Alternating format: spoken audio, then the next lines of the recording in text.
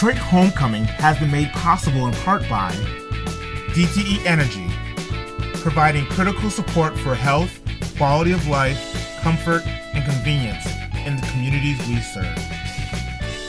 And by Quicken Loans, America's largest mortgage lender. We're doing this talk show host style today. It's my dream, finally able to do it. So we have two special guests. You probably heard about them here. They were promoted, but our first guest is a two-time NBA All-Star. He's the NBA Defensive Player of the Year from Saginaw, Michigan. Saginaw. He won 2 state Class A championships with Saginaw High School. He's power forward. As we know, he's an MSU Spartan. Two-time NBA champion, but one-time almost NBA champion. Everybody, Draymond Jamal Green Sr. Draymond.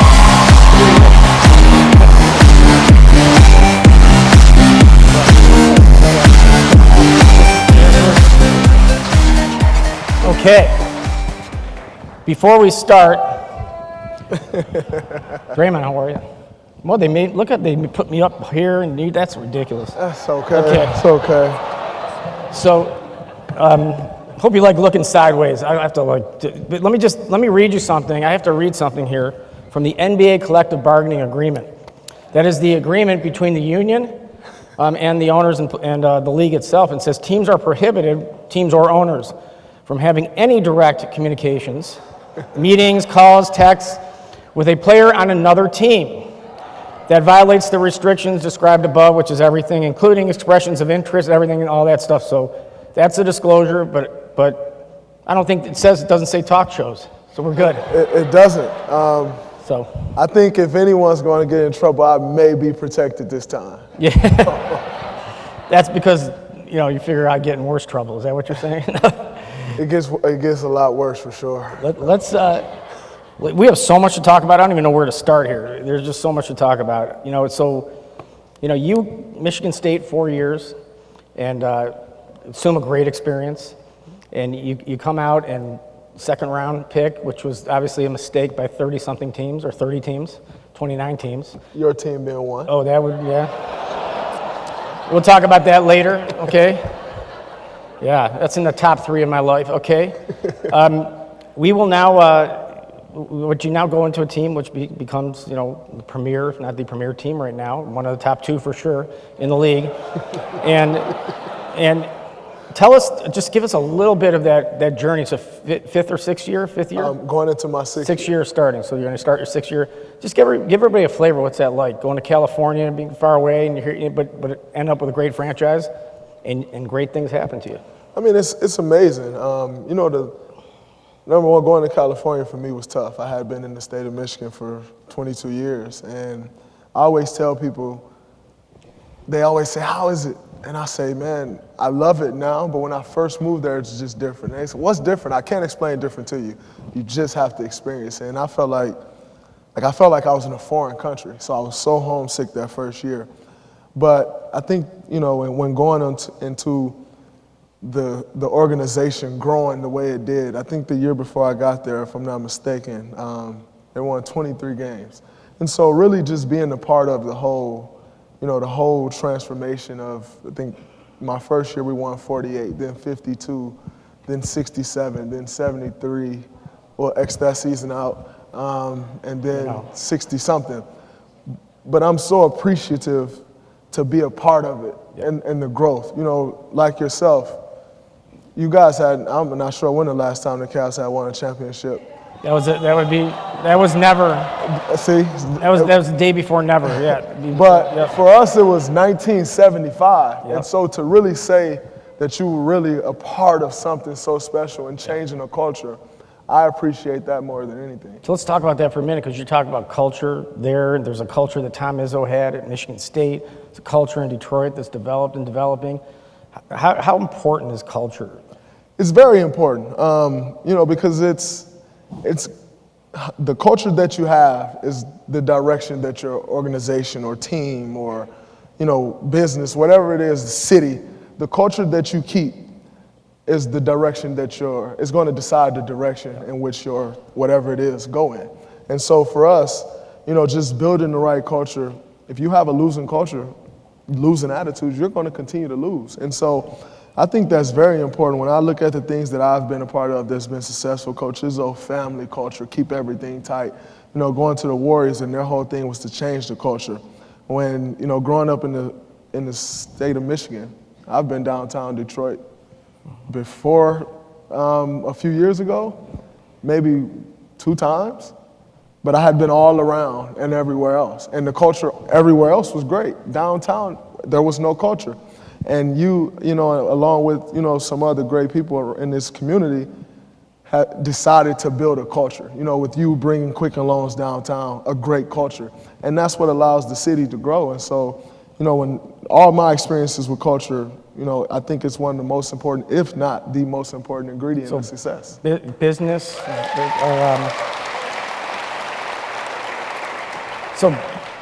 you do a lot of business. I mean, you're still a young guy, but you're still, for your age and being an NBA player, being so busy, you still are really doing a lot of business. Probably one of the top 3-4 players in the league as far as your interest in business. I bumped into you at Consumer Electronics Show in Las Vegas.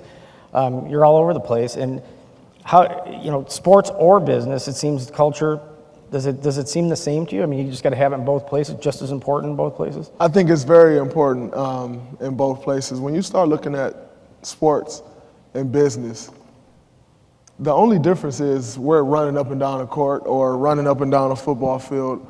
It's so physical.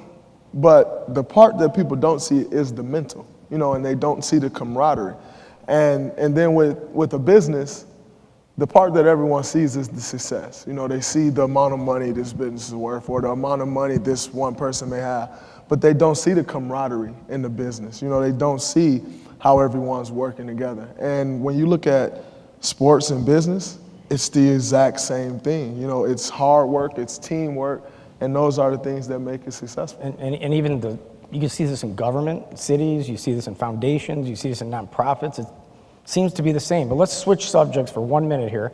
I have a little bit of a conversation that happened, supposedly, I want you to tell me this is true, between you and Tom Izzo. And this was right before you signed with Michigan State, after you decommitted to Kentucky. This is supposedly how it went. So Tom Izzo says to you, it's Coach Izzo. What the F happened?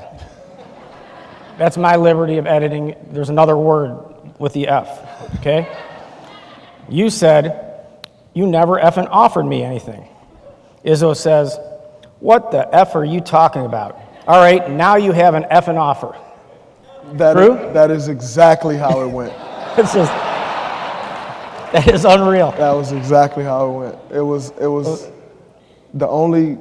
the most important word was F-bombs, and they came from both sides. Well, there was emotion on both sides. And it worked out. It did work out. It's still working out, apparently. So you get into the league, and then what I'm reading here, look, you're a great player, and you had a certain weight, and you're always athletic, and all of a sudden, my research said you dropped 20 pounds in the year 2013. Is that right? Yeah. Going into my rookie year, I had been okay. I got in good shape for college, but going into the NBA, it was a completely different thing. The speed of the game. How much faster is the speed of the game in the NBA? It's like night and day. I mean, it's so much faster. I'll give you one example.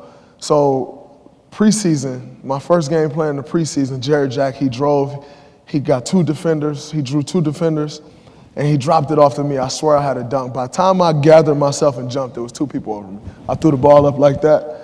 And from that point on, it showed me how fast I need to get the ball up, how much quicker you needed to do everything. If the gap's there, you got to get through it now because it's going to close like that. It just showed me the difference in between college and basketball. And it was literally within a minute and a half of being on the floor. You just noticed it right away. It's funny because I've been using lately the speed of the game of an NBA game as an example of the speed of business. In other words, I love watching people the first time they're in the front row live, watching an NBA game, because they don't notice the size. They do, but not first. They don't notice the size, the shooting, the athleticism. The first thing everybody notices is the speed, how much faster, and you can't get that on television, right? No. You can't get that on television, and just like business today is moving so fast, if you can't keep up with the speed, you can't play in the NBA, you can't play in business. Absolutely. That's the thing. And that's one of the things that I've learned, in business, how fast everything moves, how on top of things you have to be. I've been working on, a business as of late. It's called Blink Fitness, and we're actually, working on bringing it here to Detroit, which I think will be great. But like, if you literally miss an email, like one email, one call, you're out the loop like that. Everything's just moving so fast. And what is your slogan for Blink? Do you have one yet? I don't have the slogan down pack right now. Okay. I know we're going to be great. I was just thinking the speed and Blink, miss it faster than a blink. I don't know. It's just something with the blink and the speed. You'll figure it out. I'm sure they have it figured out already. I just don't have it figured out yet. Well, let's one question here before I have to talk to you about your unbelievable gift that you made at Michigan State in a second. And we're going to bring Stephen Ross out in just a minute. But what happened now? You guys, I think you guys did win this. You won the whole thing in 5 games. That game 3 just absolutely it's killing me still to this day. But let's you then celebrate it out. If you can maybe put that up here, because I'm just going to ask you directly, because I don't know. Can you see it up there? What does that mean? I don't even understand it. Like, by the way, we're going to have our lawyers are going to send like a royalty. That's our cue. That's our mark. Well, I'll tell you what. Being that you're a fellow Spartan, I was so mad at LeBron's Ultimate Warrior shirt. I had been thinking of ideas for a year. And being that you're a fellow Spartan, I couldn't really bash like I wanted to. So I said, what's something that I can do that promotes the Quicken Loans Q? I promote my fellow Spartan, but then I go at LeBron. We got him out of here quick. Quicken Loans Q. Support the Q, get LeBron out of here. Perfect, it all worked out. It was great. So, I'll give you half on that. I'm half, okay. So, tell me about, there's a new arena here, and a lot of times, let me back up. One of the things that I noticed early on, it's my 12th year in the league, actually, and talking to players, and people think players pay attention to everything. I mean, every arena that you go in, sometimes we get more ideas because the players are the ones that are in every arena, all 29 other arenas. Mm-hmm. They see things in game presentation, everything. Pistons opened a brand new arena here in Little Caesars Arena where the Red Wings and Pistons are going to be playing this fall. How much do you think that'll boost their team, the city? How much does that matter, a brand new spanking arena? I think it matters a lot. Number one, in free agency, it helps a ton. When you got a great arena to go to, a great environment, that means a lot, and so I think it's going to help to boost the morale of the city. It's going to help boost the morale of the team.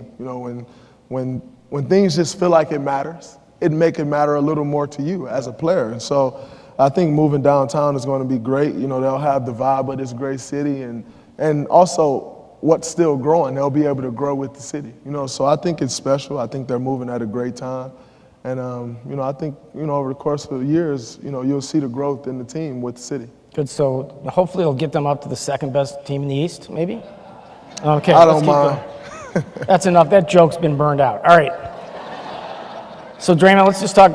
Last thing, we're going to bring Steve. You'll move over one like a real talk show, okay? Tell us about, you just gave, within the last year or so, the top gift that any athlete has ever given to Michigan State, and I think it might be, if I have it right, the top gift given from any athlete that's still playing professionally, hasn't retired yet. I think maybe in all 4 big sports in the United States. Huge, let's give you a hand. Let's go. Thank you.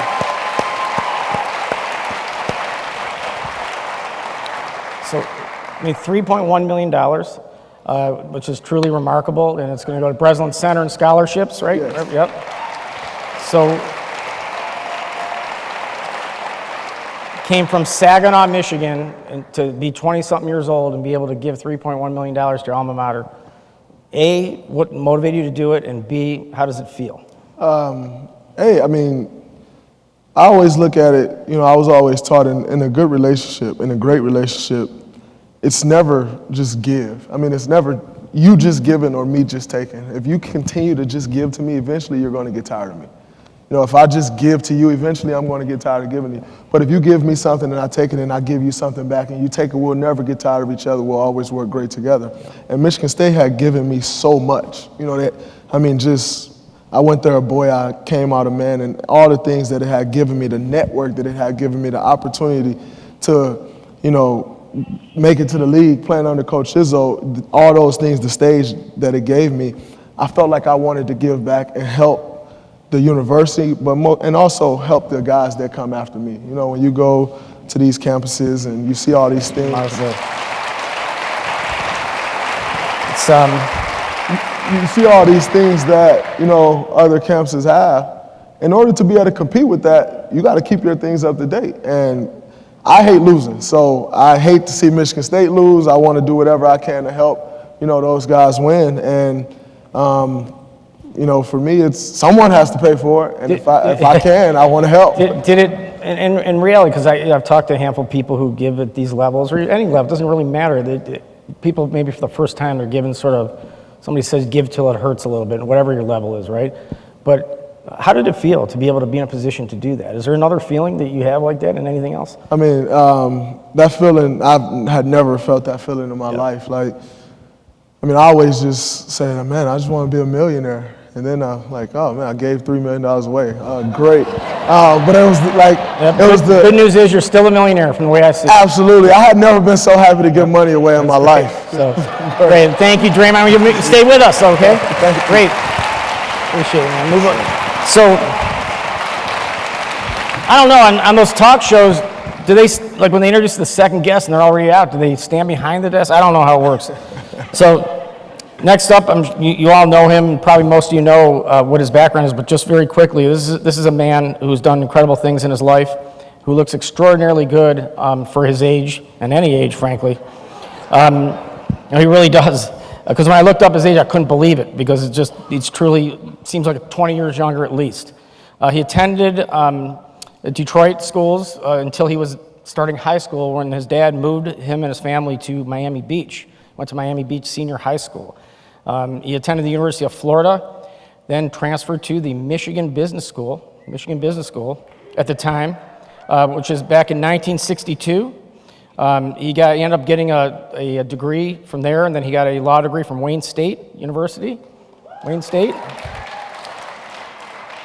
Got something called, I'm not even exactly sure, I think it's like a tax law thing a year or so later from NYU.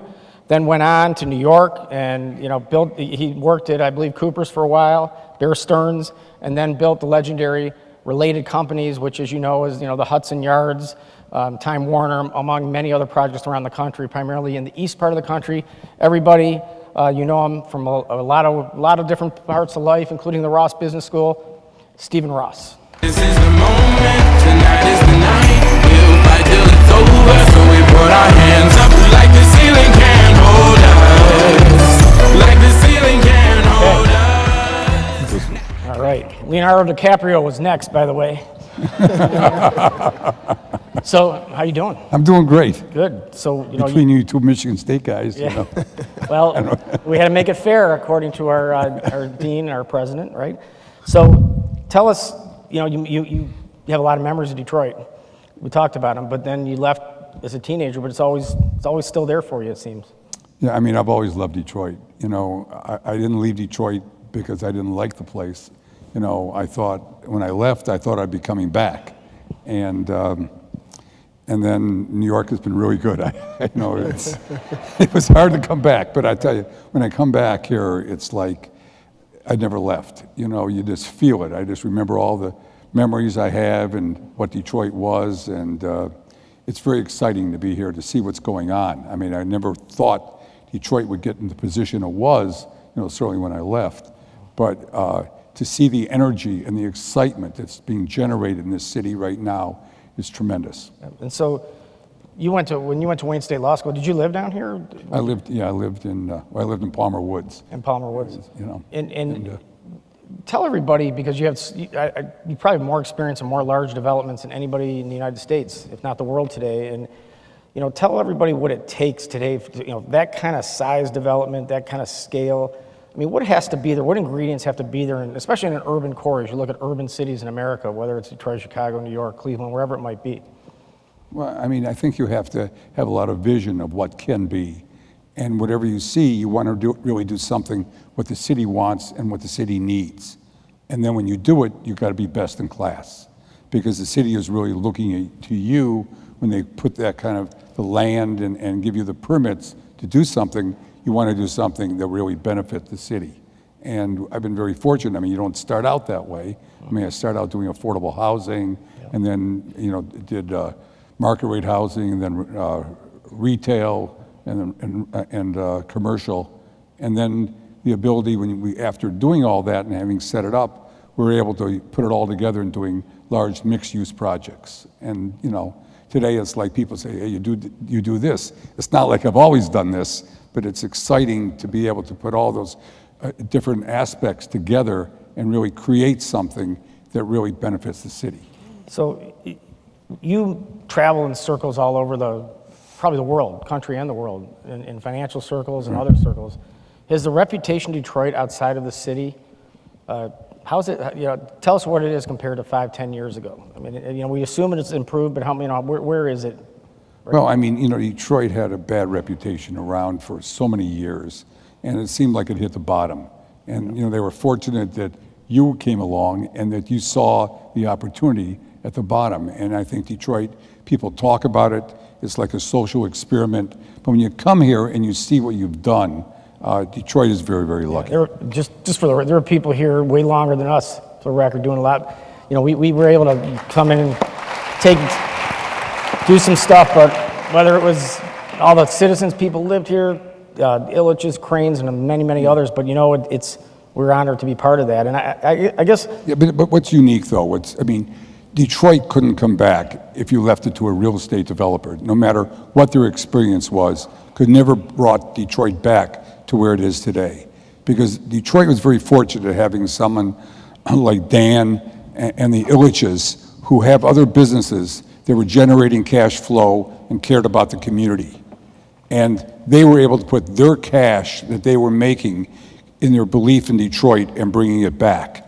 And real estate developers are coming here and they'd be looking at things to say, hey, you can't do this, you can't do that. Yeah. And so it's great.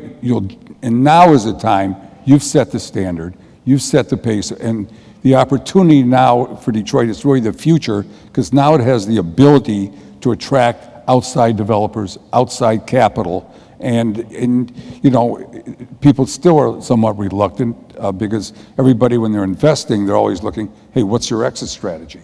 You know, and today, and you know how Detroit was kind of redlined or whatever it's called in the banking community. But today, I think you see, there's so much energy and excitement in Detroit today. I mean, I just, you know, went around today and met and saw the new arena and saw the Illiches. They did a great job, huh? You know, I mean, he's done a great job and owning all that land and the entertainment and the ability, what he's looking to in the future, together with you. I mean, when you hear and you speak with these two guys, you realize, hey, Detroit's got a great future. It's not going to happen overnight, but I think Detroit is really on the right track, and I'm very excited to, you know, come back and try and do something here. I'm going to come back. Hold that thought, because I want to shift to something else and come and end with that if we could. That thought you just had. Let's shift to something called the NFL. Okay. I've heard of it. Because people want to hear about this. I mean, what is the hardest part about owning an NFL team in today's world? Well, I mean, you know, I own a sports team, and I think you own a sports team because we want to win. We're competitive, you know, and the question is, it's a lot harder to create a winning sports team. I mean, finding your Draymond Greens and having players like that with that energy and enthusiasm and passion.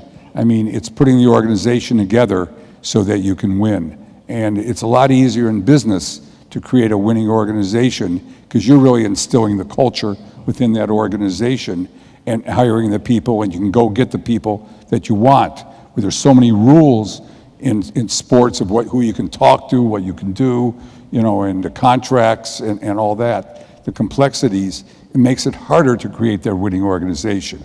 I mean, you've seen the ups and downs, and you know, and the ability to get the right players and coaches and put them together, that's a lot more difficult than it is in business. And I mean, I'm a competitive guy and I love winning. And the challenge of creating a winning team and a winning organization that's best in class is really what drove me to owning a sports team, because I've been fortunate in business, to having created that, and I wanted to see if I could do it again in sports. Now, we were talking just before, or a couple hours ago, actually, this afternoon. The biggest complaint of CEOs and business owners are that they're up in the ivory tower and they're not close enough to the business and they have clueless of what's going on. And an owner of a sports team, when they step over the line into the arena, you all of a sudden become a meddler. Get the hell out of here. Get rid of that. He doesn't always keep that owner away. Do you find that sort of a little bit ironic? I mean, my idea of running a sports team is getting really the best people that really know the sports.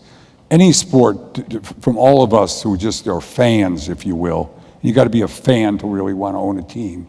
You know, that it's so much more sophisticated than anybody would ever believe till you're really getting it. And so, I mean, you can watch a game as a fan sitting in the stands, and you're watching something. But if you watch it through the eyes of the coaches and everything else, it's a different game.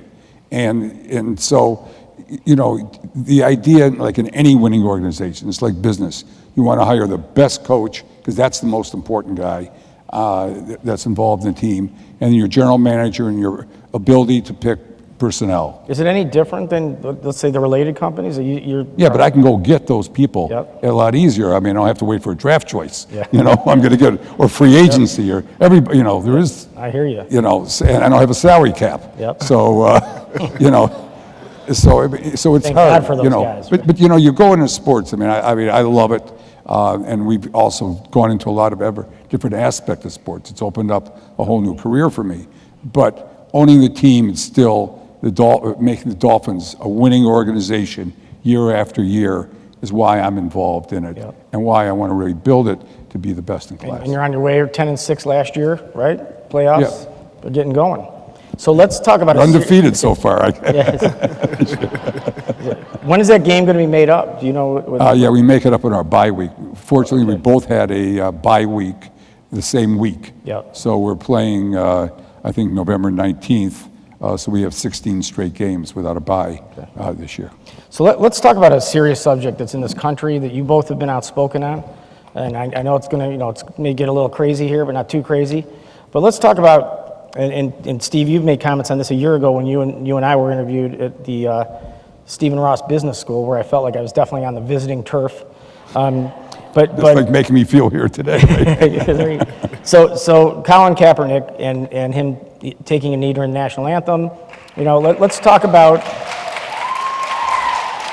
So, you know, I think people were surprised that you came out and supported it in the way you did, as quick as you did. So give us your thoughts of that, and Draymond, you too, and let's hear about it a little bit. Well, I mean, I think today the world's a little different today, and I think people in sports like Draymond and a lot of the other stars today have a social conscience, and they want to, they have a say, and they want to be heard, and they're respected. And the power of sports to create change, that I saw it as a power of that. And this is a country where people are allowed to express themselves, and I believed in it. You know, I know a lot of coaches don't want the disruption, you know, that occurs when somebody is doing, like taking a knee. And if you make a big deal about it, yes, that can be disruptive. But the fact is, when people want to really, you know, speak out or show their emotions or their feelings about something, and it can understand it. It wasn't for if it was, I thought, and if it was like disrespecting this country, I wouldn't stand for that. But this was something different. And I think today in America, as you can see what's happening, it started a conversation that needs to be had. And it's really taking hold. And I think it's... So, Draymond, if I could, I believe you made some comments, and I've read some comments. What is your belief of that form of expression during national anthem, or any kind of expression that is in public when it comes to the flag and all that? National anthem, where do you sit? Well, I think first off, you know, America is the land of the free, you know, and with Colin, you know, I think as an athlete, especially today with social media and all these things, as an athlete, you have a platform that's like no other. And as we've seen with Colin, it's shown. With Colin, it's shown. And so I don't see the big deal about him taking a knee during the national anthem. He didn't walk up and throw a flag down. He didn't burn a flag or anything like that. He took a knee during the national anthem. And also his reasoning behind it was actually a real reason. And then, you know, everyone, you know, there's so many people that's so quick to judge. But the thing I respect most about it is, yeah, he took the knee and he said why he was taking the knee and he continued to take the knee. But what he's done post taking that knee is what I have respect for. You know, he took the knee for what he believed in and he stood for what he believes in. And you have to respect that, so everyone has an opinion on it. You can have your opinion. Everyone's entitled to their own opinion. But I don't understand anyone as a person that doesn't respect what he's done. To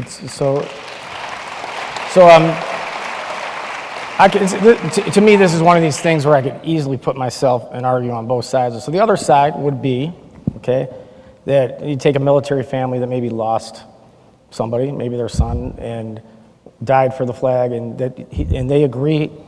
Maybe they even agree totally with his cause, 100%. They agree 100%. It doesn't matter if they're black, white, green, purple, doesn't matter. Feeling that kind of public expression on that flag with the anthem, maybe agree with the cause, different forum, different place, but respect still the fact that, you know, it's up to him if he wants to do it. Nobody's going to be able to tell you what to do or not.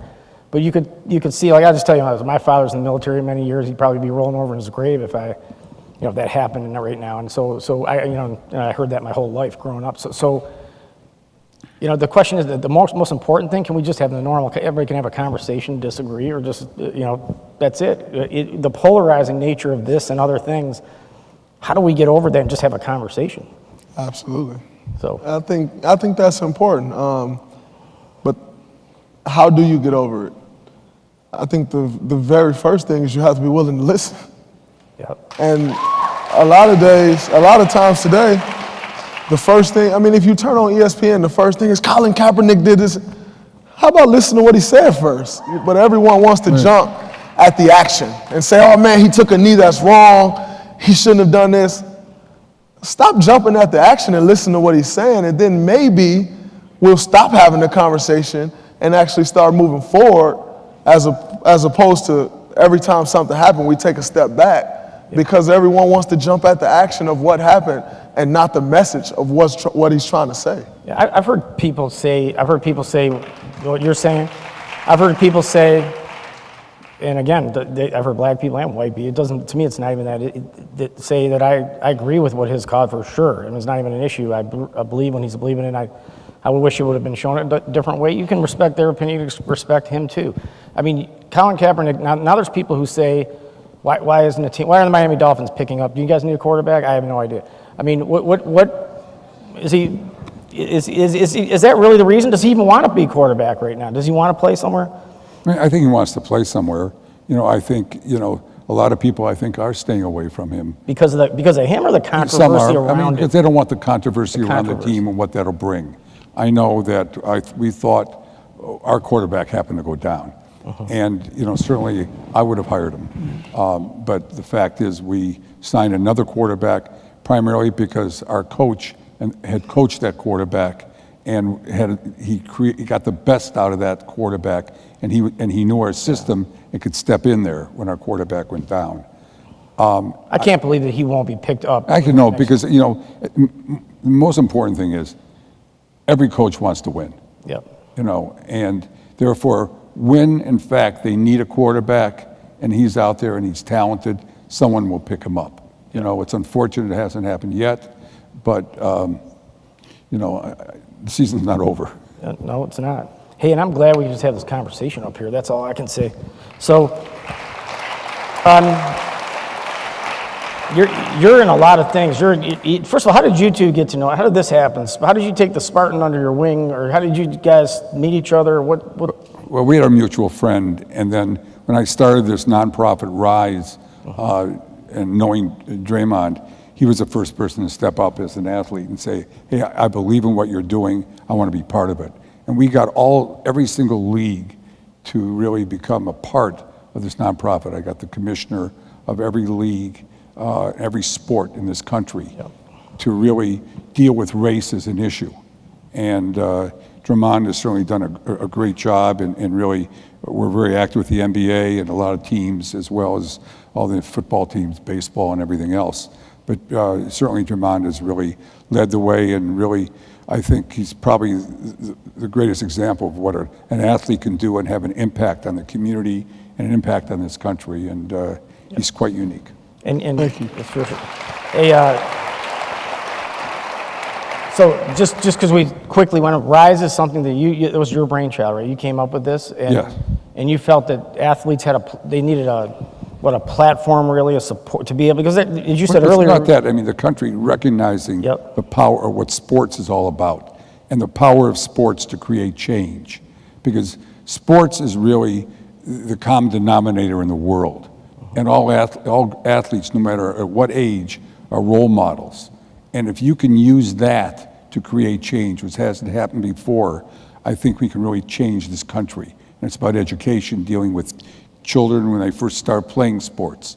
And I think we're having a great effect across the country. And we're 2 years old now as a nonprofit, and fortunately we have running it Jocelyn Benson, who was the dean of Wayne State, who I got to know. And she is phenomenal.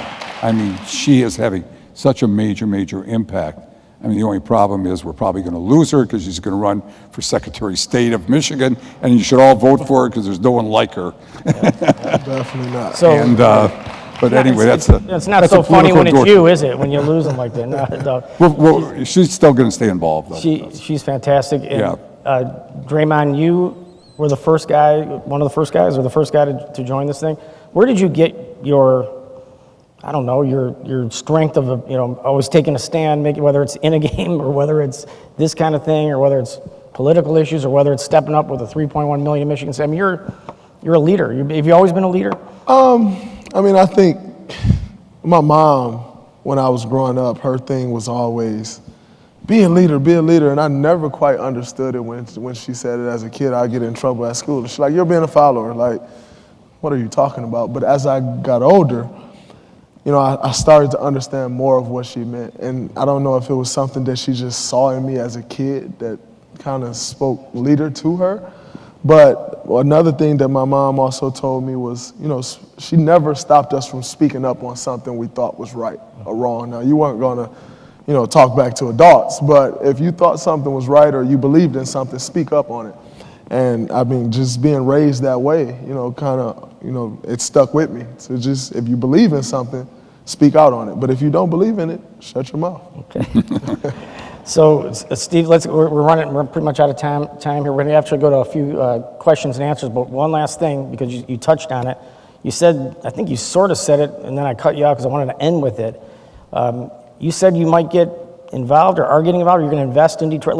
Is that true, or is it, No, I believe in Detroit, and I'm investing money with Peter Cummings, who I'm related to, and I'm happy to announce that as part of that investment, the Ford Foundation, from their endowment, is making an investment in Detroit for the first time, which I think is major for Detroit, that they're stepping up and making a $10 million, investment.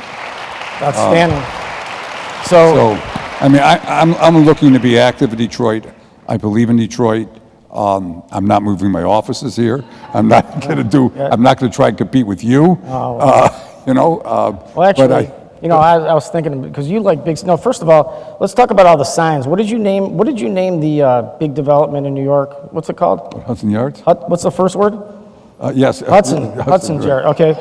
And for all you, in case you didn't see this in his profile online, the amount of money that Mr. Ross has given to the University of Michigan is $313 million. 313. 313. Don't give any more. Well, we'll see. Stand by. And I don't know. There's this company running around says they want to move to a city that we're working on. Like maybe if it looked like this, I'm just going to show you a little picture. Maybe this could whet your appetite just a little bit. You know, maybe that might work. Oh. So, what do you think of that? Well, I mean, it's exciting what you're doing, and you know. I'm just saying, if we're able to do it, are you in? That's all I want to know. You know. Detroit gets it, I'm in, baby. All right, man. Okay. So, I guess we're doing a Q&A here now. I'm not going to be like one of those talk show hosts where I go into the audience. So, is Mary? Are you coming up to do that? Are we just taking questions, or we're throwing those things out there? So, no questions. Are we done? Okay, I can't hear you. We're done when the announcement is made. Oh, okay. What's the announcement? I don't know. Your announcement. So, are those microphones out there? I can't see anything out here. I think Anybody got a question? Okay, just somebody just stand up and ask a question if you got. If there are any. Here you go. Can you catch? Oh, there we go. Is it on? All right, here we go. Chest pass, Day. There we go. Hi, thanks so much for everything that you guys do. And I want to know what your favorite new thing you've learned about Detroit as being part of this trip or Detroit homecoming that you would share with somebody else from when you go back and say, I was just in Detroit and you know what? X, Y, and Z. Is that for me? Either one. For Both both of Well, you. I mean, you know, just to see what Chris Illich is doing with the opening of the arena and the plans he has around the arena and what he's developing, and what Dan is planning for Detroit. They're large scale, they're impactful, and you know it's going to make a difference and really accelerate the development and the growth of downtown Detroit. For me, I mean, it's the same thing, you know, that I've been telling people for 2 years now. You know, I come downtown Detroit when I come back home, and I have, you know, an amazing time. You know, when you walk around the city and see all the things that's, you know, going on, and, you know, all the restaurants and, you know, the different developments, it's a special thing. So you get back now, you know, before it's too late. And once it's too late, I'm not letting you in. We have anybody else? Here we go, front row. Mr. Gilbert, how Yes, can sir. StockX and Rock Ventures help accelerate the entrepreneurial endeavors for people in the city of Detroit, as well as the youth that like sneakers? I'm sorry, I didn't hear the first part. I'm sorry. How can StockX accelerate? How can we accelerate that? So, entrepreneurs are probably our number one cause right now. I mean, there's a lot of things that we're doing in the city, but like we just had that $2.5 million. It was where entrepreneurs compete for the money with WeWork that we did in the, I can't remember what arena. Yeah, that's it. See, even though I can't hear you, but I think that's it. And we have taken entrepreneurs in the city, from the city, is probably our number. And anybody who we tell anybody anywhere who has any idea, anywhere, any neighborhood, anything. That's our thing, and we have a whole team of people support that and do that, and we invest in numerous businesses all over the city, and along Woodward and everywhere else. So, you know, totally call us up if you've got something, for sure. So it says, okay, this is a little bit vague because it says wrap up, 8 minutes over last. Oh no, now it's not vague. It was while they were typing it. It was vague. I mean, that's not vague, is it? That's pretty. Okay, one last question. I have a feeling that Mary typed that. So, Hello? okay, we can't over see. here. Okay. There How are. you doing? Good. How are you? I'm doing fine. I've been overseas for a while, and the issue we have overseas is Detroit has a branding problem. How would you brand Detroit right now? So it's very difficult here, but I think you said All you're right. overseas. I've been overseas for a while, Okay. and Detroit has a branding problem. How would you brand Detroit right now? That's for anybody. I guess I would ask you, what was the brand, like, what do you hear, what are you hearing overseas? What is the, Oh, we could talk about it, about crime, drugs, all the negative things you have in the inner city. You've been doing a lot in Detroit. What would you like, and what would you guys like for Detroit to be known as overseas or anywhere in the world? How would you brand Detroit right now? Draymond, I'll go to you quickly on that, and then I'm getting the orders here to wrap up. I mean, the way I would brand it, and this is me, I live in California, I'm not back a ton, but, you know, just being from a small city in Saginaw and growing up around a lot of violence, I saw a lot of positive things that never really got attention. They would always just throw out the negative attention, and I think the negative things, and I think the same thing would happen with the city of Detroit. You don't see as much about the growth as you see the negative, you know, so, you know, you just have to brand it, you know, with the growth that the city is, you know, has gone on in the city. You talk about the growth, and then you try to, you just tell them, go experience it for yourself. And I think once they experience it for themselves, they'll believe in what's happening. I would say one last thing to that, we'll wrap it up. I think that you have to get people to Detroit. Like, I try not to talk to anybody on the phone, media, prospective tenant, anybody, anyone from anywhere, because whatever I say to you on the phone will never, ever give you what you're going to get when you get here. And so I'm really sort of hurting Detroit if I talk to you about it on the phone. So get to Detroit and get as many people to Detroit and get them around, and I think their perceptions will change very quickly. I mean, I think you're 100% right. I think you want to let people know they want to be part of the future of something that's growing, that's different, and people want something different today.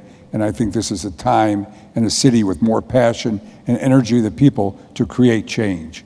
And change is what it's all about. And that's what I think Detroit, you know, should become and should be known for, and people want to be here. Great. Ladies and gentlemen, this was the first edition of Cranes Tonight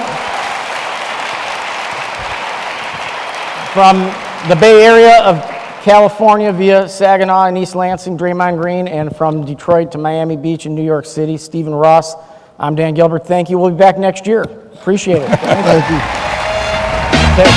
Am I wrong? Cause I wanna get it on till I die. Am I wrong? Cause I wanna get it on till I die. Get it on till I die. Get it on till I die. Y'all remember me. Y'all remember me. Now even if you blind, you can see